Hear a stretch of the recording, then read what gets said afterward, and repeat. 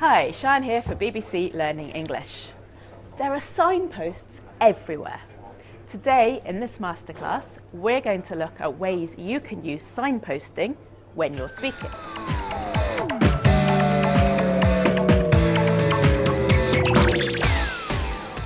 So, there are signposts everywhere and they tell us where to go.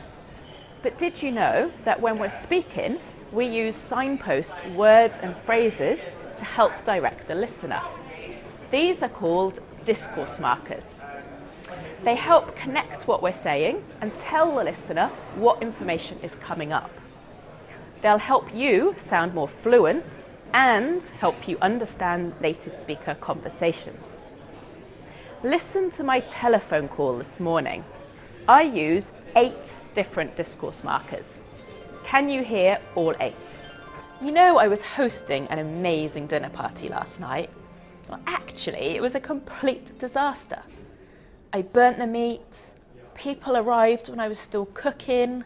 Mind you, I did say turn up when you want, and I did start cooking pretty late. Anyway, as I was saying, I burnt the meat, the dishes were already at different times, the dessert was, oh, come to think of it, I completely forgot to serve dessert. So basically, everyone went home hungry. Anyway, how was your evening? By the way, before I forget, it's my birthday next week and I'm having a dinner party. Do you want to come? So the first discourse marker I used was you know.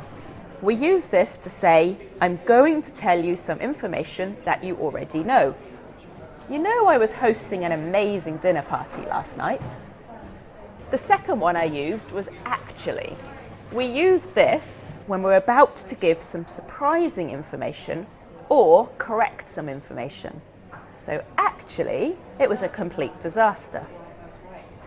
Then I used mind you. We use this when we're about to give an afterthought that contrasts the information that came before. So, people arrived when I was still cooking. Mind you, I did say turn up when you want.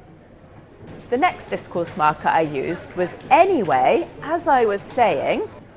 As I was saying is very useful because it means I'm going to return to what I was talking about before.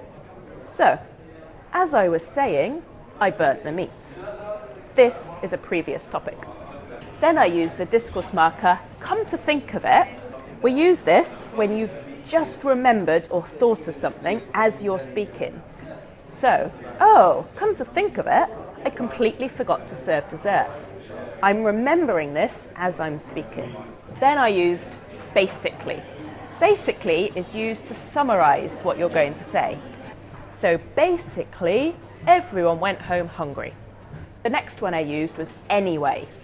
Anyway is really useful and very common. We use it to say, I'm going to change topic now, or I'm going to go back to the original topic, or I'm going to finish what I was talking about.